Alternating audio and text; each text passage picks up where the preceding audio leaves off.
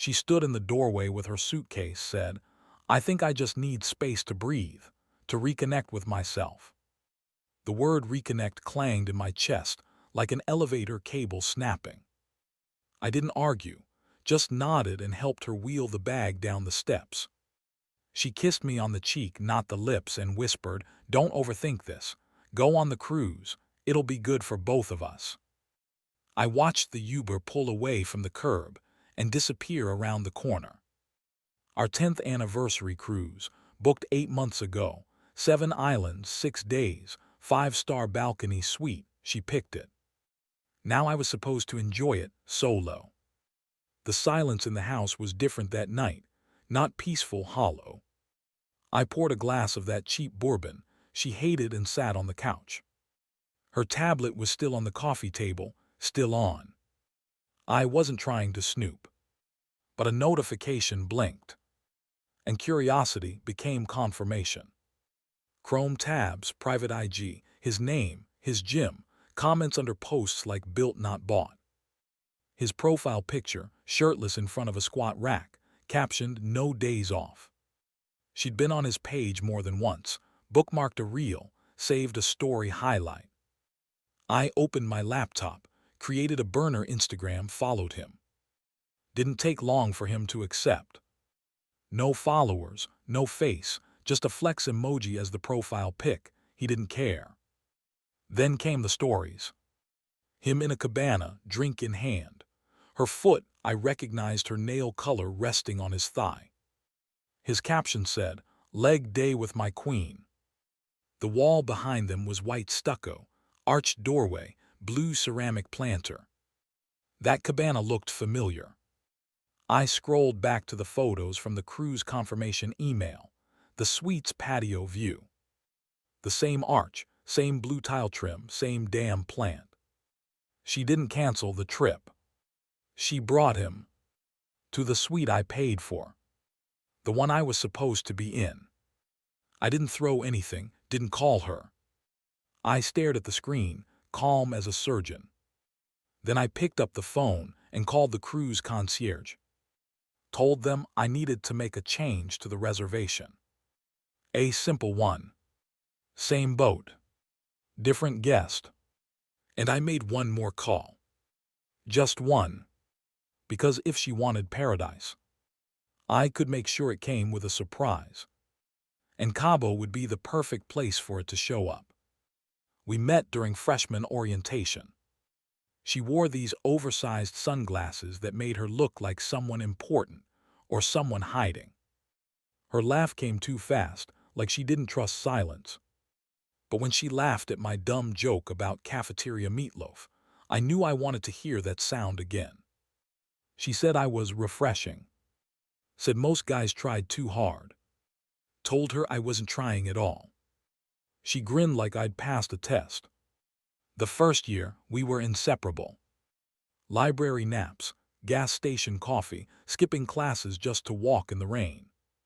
She'd hum songs under her breath when she braided her hair. I still remember the way her fingers moved, fast, certain, like she never second-guessed anything. She moved in with me before graduation. Said my apartment felt like safety.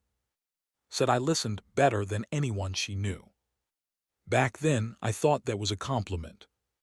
I proposed the day after her final exam. She didn't cry, she laughed, said, "I thought you'd never ask." That laugh again, the one I used to think belonged to me. We got married in a vineyard outside Asheville.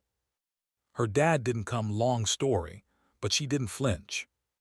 She held my hand during the vows like she was holding a lifeline. And maybe I was. Year 2, I paid off her student loans. She called me a real man. Told her it's not about being real, it's about being here. She said I made her feel chosen. I believed that. Year 4, we went to Santorini. She cried when we saw the view from our cliffside room. I took pictures of her in that white dress, wind tangling her hair. She made one of those shots her profile pic for years. It's gone now. By year 6, we were building a house. She picked the backsplash tile, changed her mind twice. I never complained, said it was part of the process. She said I was too patient. Didn't realize that would become a flaw. But year 10, she started talking about energy. Said she was feeling compressed, like the walls were closing in. I offered to take time off work. She said, "No, this isn't about you. It's about me reclaiming myself." I asked what that meant. She smiled. "Just let me breathe." A week later, she bought a self-help book with a butterfly on the cover. Underlined things like growth requires shedding. Started going to therapy alone. Told me not to ask what they talked about. Then one night, she came to bed and didn't bring her phone. Which was strange, because she hadn't let it out of her sight in weeks. I asked her if she was okay. She looked me dead in the eyes and said, "You always need to define things. That's not love, that's control." I didn't respond, but I started writing things down. Dates, phrases, little shifts. Just in case I was the one losing track. I didn't see it then, but she was rewriting the story before I even knew the plot had changed. I was still booking anniversary plans.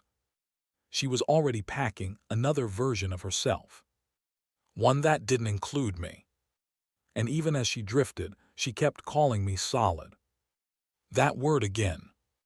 Like I was the foundation she stood on, while she reached for higher things. But I never asked her to shrink. I just thought we were growing together. Apparently, she needed room to fly. And I was just the launch pad. The thing is, when you love someone deeply, you miss the early signs. Not because you're blind, but because you trust they'd never look you in the eye while walking away. And maybe the laugh I fell in love with was never meant for me in the first place. The next part. That's when the little things started unraveling. The way she looked past me, the scent that didn't belong, and the story she told that no longer made sense. It didn't all crash at once. It chipped away, quiet, like water leaking behind drywall. You don't see the damage until your hand goes through the wall. She started using new phrases. Things like emotional weight, internal resistance, protecting my frequency. I'd come home from work, ask how her day went, and she'd say, "Let's not talk in binaries." I didn't even know what that meant. When I said that out loud, she rolled her eyes. "You're too literal sometimes." I stopped asking. That's how it starts, the silence. Not loud fights, just omissions. She started sleeping with her back to me. Always said she ran hot. But even in winter, she'd peel away from me like I was made of fire. I'd wake up and find her on the couch, scrolling. Once I caught her smiling at the screen. I asked who she was talking to. She tilted the phone just enough so I couldn't see and said, "You always go here. It's exhausting." Then set it down face down on the cushion. I said nothing, but I noticed things. She changed her gym routine. No more 6 a.m. spin. Now it was 9 p.m., less crowded, more peaceful.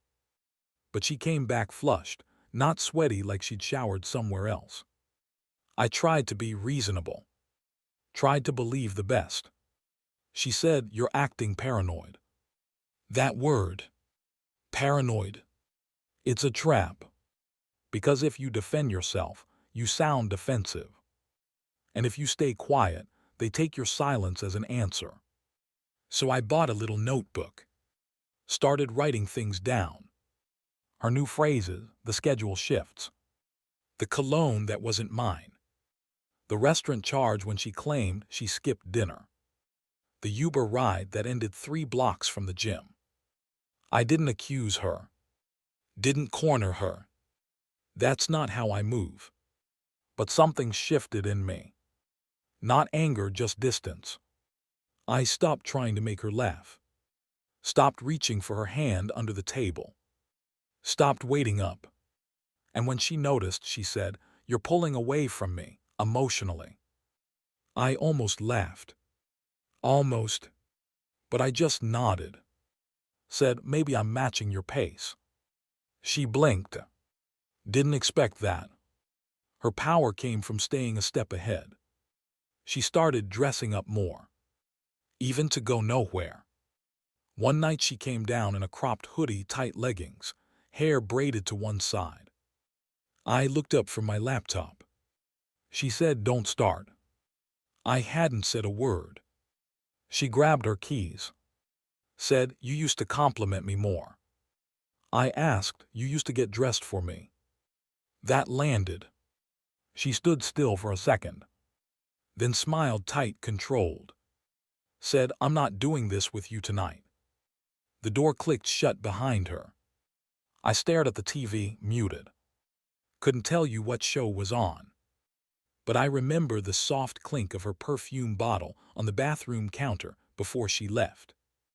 Same scent she wore in Greece. Our honeymoon. But it smelled different now. Like a stranger trying to wear someone I once knew. And I started asking myself questions I didn't want to know the answers to. Why was she always so tired after the gym? Why did her lock screen photo change from our dog to a beach quote? Why was her laugh softer around me, but louder in photos with friends I hadn't met? I still hadn't found proof. Just patterns. A rhythm I wasn't part of. And she noticed the silence between us getting longer. Not hostile, just empty.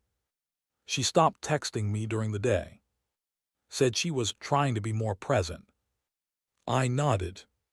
But I kept that notebook close. Because presence without honesty is just performance. And it was clear now.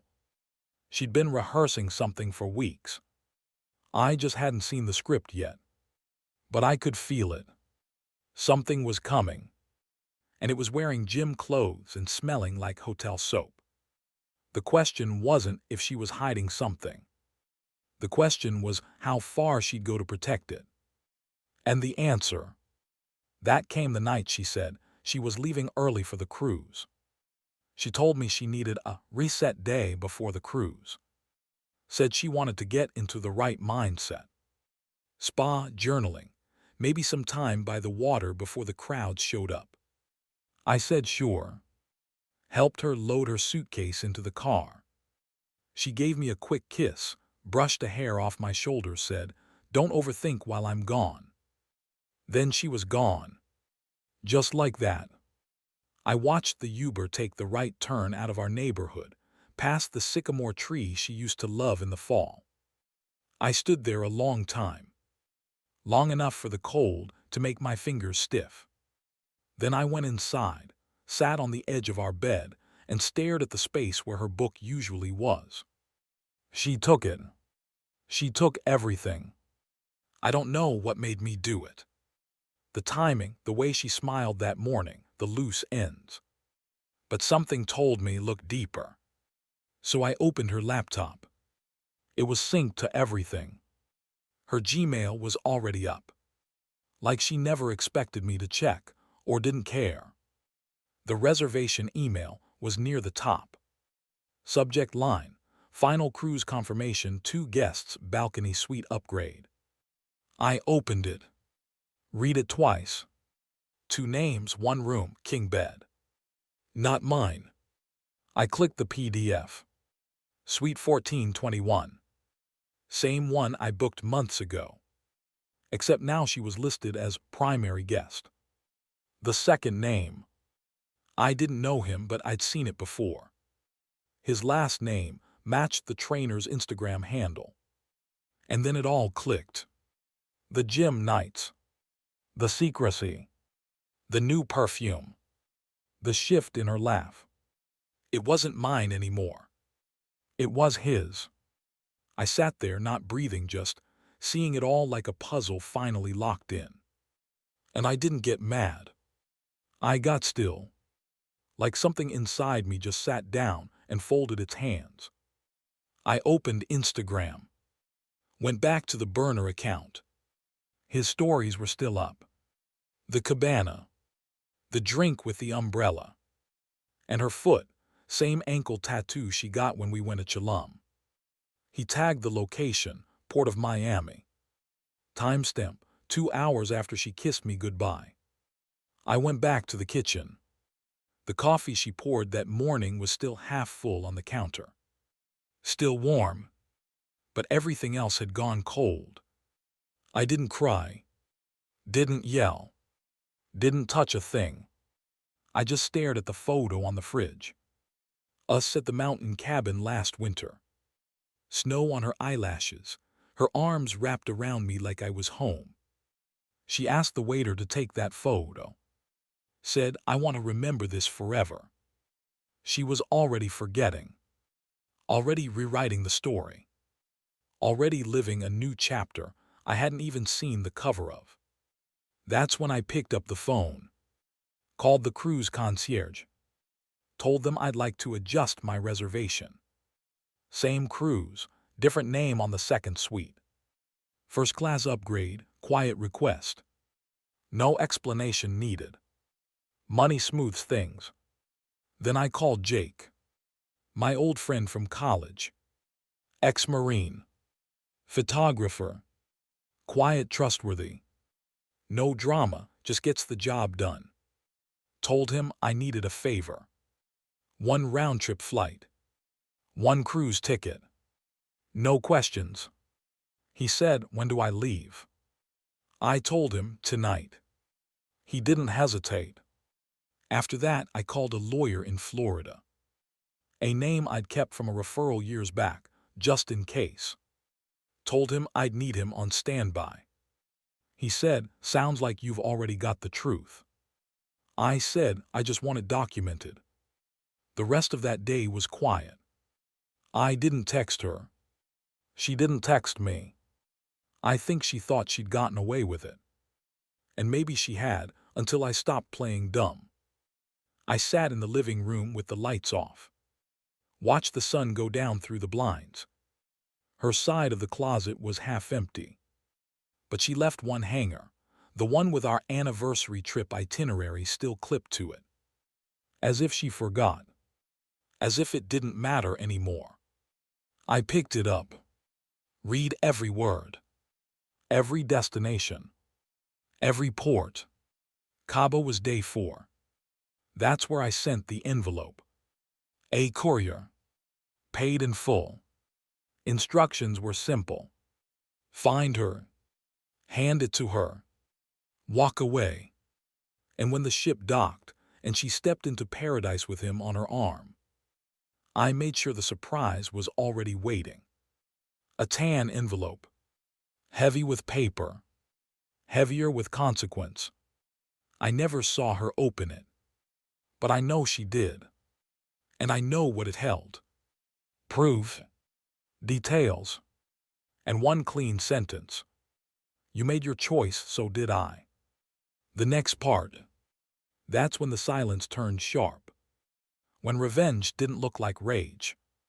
Just control. Just clarity. Just justice served quietly. I didn't show up on the cruise. Never intended to. But someone did. Jake boarded without a word. Clean shave, neutral shirt, mirror lens sunglasses, looked like a tourist with a Canon and a tan. No one noticed him, that was the point. He had his own room, upgraded, 2 doors down from hers. I paid extra for privacy and silence. That's always worth more than noise. He sent me updates, not text files. Photos with timestamps, metadata. Her by the pool with him, sipping something pink, sunglasses up on her head, smiling like she was 20. Him flexing for the camera, towel slung low, smug like he'd won something. But they didn't know what was standing just out of frame. Jake moved like a ghost. He didn't speak, didn't engage.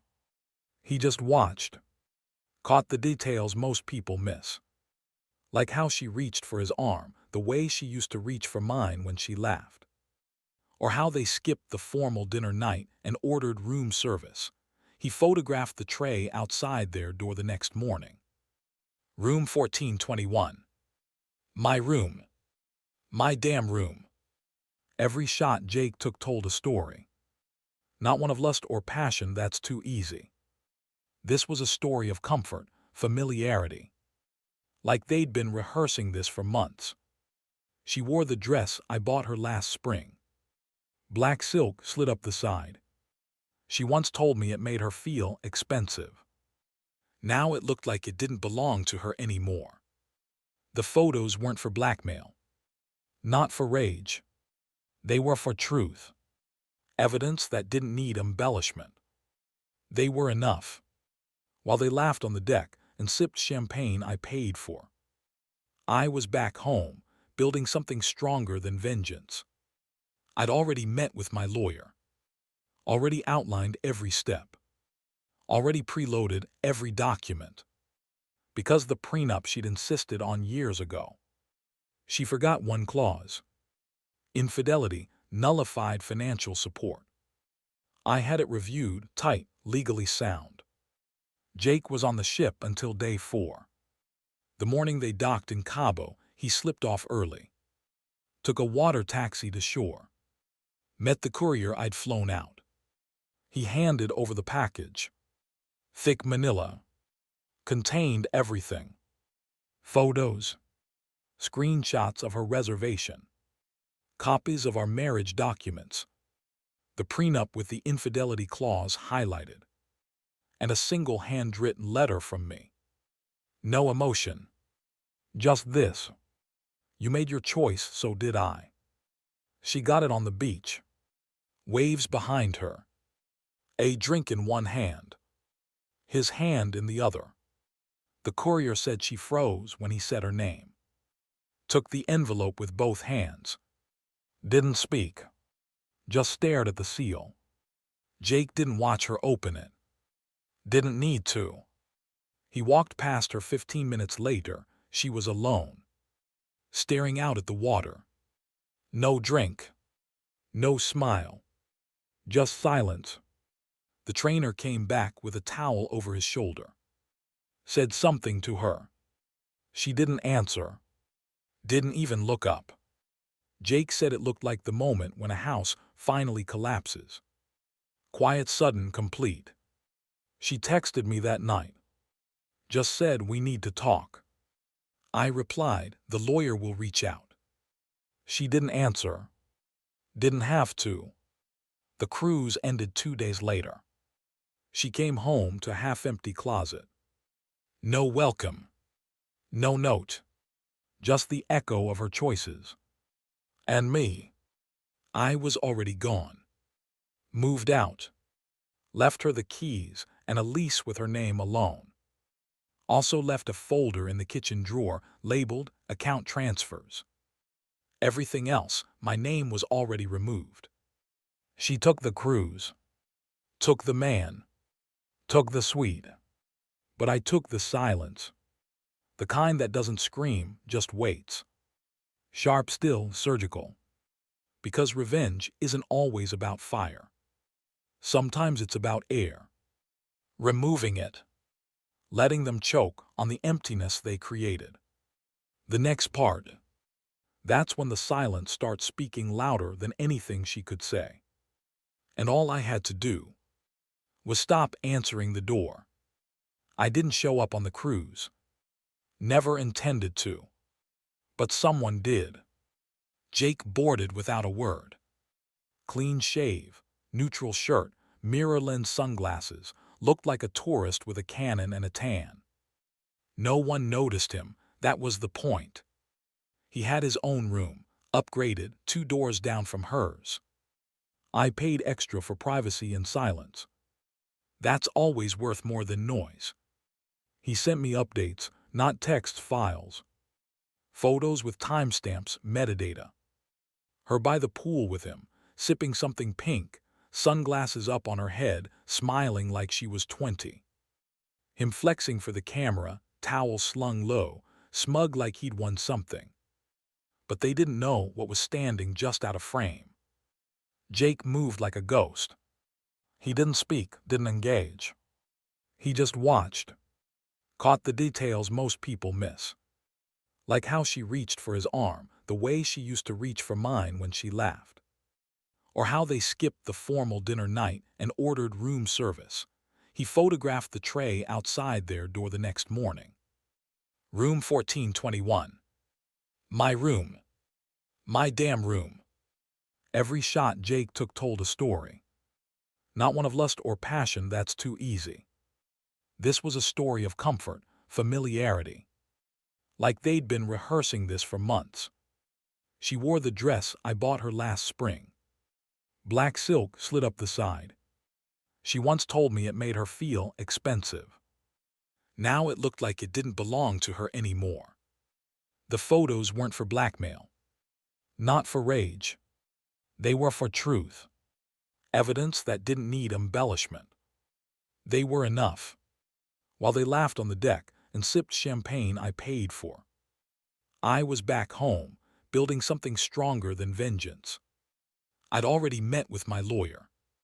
Already outlined every step. Already preloaded every document. Because the prenup she'd insisted on years ago. She forgot one clause. Infidelity nullified financial support. I had it reviewed, tight, legally sound. Jake was on the ship until day 4. The morning they docked in Cabo, he slipped off early. Took a water taxi to shore. Met the courier I'd flown out. He handed over the package. Thick manila. Contained everything. Photos. Screenshots of her reservation. Copies of our marriage documents. The prenup with the infidelity clause highlighted. And a single handwritten letter from me. No emotion. Just this. You made your choice, so did I. She got it on the beach. Waves behind her. A drink in one hand. His hand in the other. The courier said she froze when he said her name. Took the envelope with both hands. Didn't speak. Just stared at the seal. Jake didn't watch her open it. Didn't need to. He walked past her 15 minutes later. She was alone. Staring out at the water. No drink. No smile. Just silence. The trainer came back with a towel over his shoulder. Said something to her. She didn't answer. Didn't even look up. Jake said it looked like the moment when a house finally collapses. Quiet, sudden, complete. She texted me that night. Just said we need to talk. I replied, the lawyer will reach out. She didn't answer. Didn't have to. The cruise ended 2 days later. She came home to a half-empty closet. No welcome. No note. Just the echo of her choices. And me. I was already gone. Moved out. Left her the keys and a lease with her name alone. Also left a folder in the kitchen drawer labeled Account Transfers. Everything else, my name was already removed. She took the cruise. Took the man. Took the suite. But I took the silence. The kind that doesn't scream, just waits. Sharp, still, surgical. Because revenge isn't always about fire. Sometimes it's about air. Removing it. Letting them choke on the emptiness they created. The next part.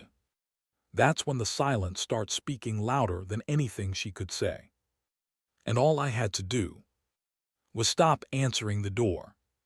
She tried every angle. Called. Texted. Emailed. All of it bounced off me like dull stones hitting glass. She left a voicemail the day the divorce was finalized. You don't have to hate me. I replayed it once. Not because I missed her voice, but because I wanted to remember how calm she sounded. Like this was just a misstep. A course correction. She said we were more than this. I didn't disagree. But were was the only true word in that sentence. I didn't answer. Not once. Not to be cruel, but because there was nothing left to say. Nothing left to rescue. And definitely nothing left to explain.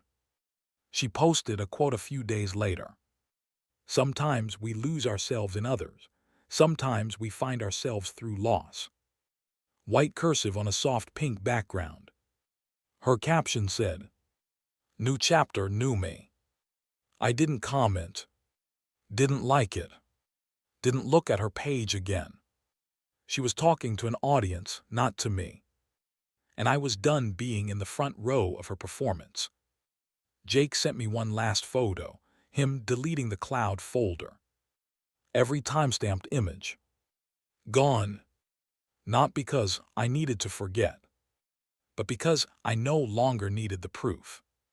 The trainer. He disappeared from her feed entirely. No tag removals, just vanished. Like a character written out of a script mid-season. I heard through a friend of a friend that they ended after 2 months. He didn't want the drama. She needed emotional bandwidth. That's the thing about cheating. It's not built to last, it's built to escape. And once the escape is over, there's no map back to normal. She tried to reach out one last time through her sister. Said I owed her a conversation. Her sister said, "He doesn't owe you anything anymore." I never asked her to say that. But I appreciated it. I moved cities 3 months later. New job. New apartment. Same coffee mug. Same routines. But quieter. Lighter. Some mornings I'd still expect a text. Or hear the echo of her laugh in my mind. But it passed. Like weather. I saw her name once in my inbox.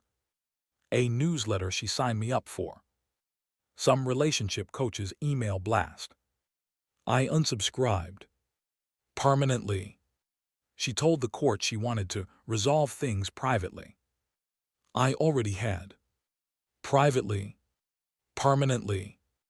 And when people ask how I stayed so calm, I tell them it's easy when you finally see clearly. Because clarity doesn't beg. Doesn't chase. Doesn't explain itself. It just walks away. Quiet. Certain. Free. The last time I heard from her, it wasn't even directly.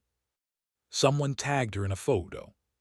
She was alone, wearing that same black dress from the cruise.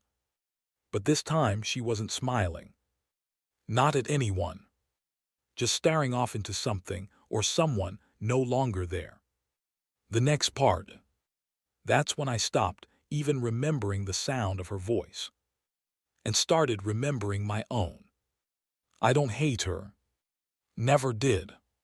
Hate takes too much energy, and I already gave her more than enough of that. What I feel now is something quieter. Like standing in an empty room after you've moved out. There's no furniture. But the shape of where things used to be still lingers in the carpet. Sometimes I miss her. But not the version I left. Not the one sipping cocktails with someone else on our anniversary. No, I miss the girl from the dorm room. The one who wore my hoodie and used my chest as a pillow during midterms. I think she disappeared a long time ago. And I was too in love with the memory to notice. They say time heals. It doesn't. It just sharpens the edges. Shows you what was real and what was performance. And she was good at performing. I still remember the way she said, "forever." Soft, full of conviction. Like she meant it. Maybe in that moment she did. Maybe that's the saddest part. People ask me if I'll ever trust again. I tell them I never stopped trusting. I just stopped ignoring what people show me. Love didn't break me. But blind loyalty nearly did. I live smaller now. Not quieter, just more honest. I make my own coffee. I fold my shirts the way I like. I talk less, listen more. And when someone says, "I'd never do that to you," I smile and think time will tell. She's probably still out there, telling her version of the story. One where I was distant, or too logical, or not passionate enough.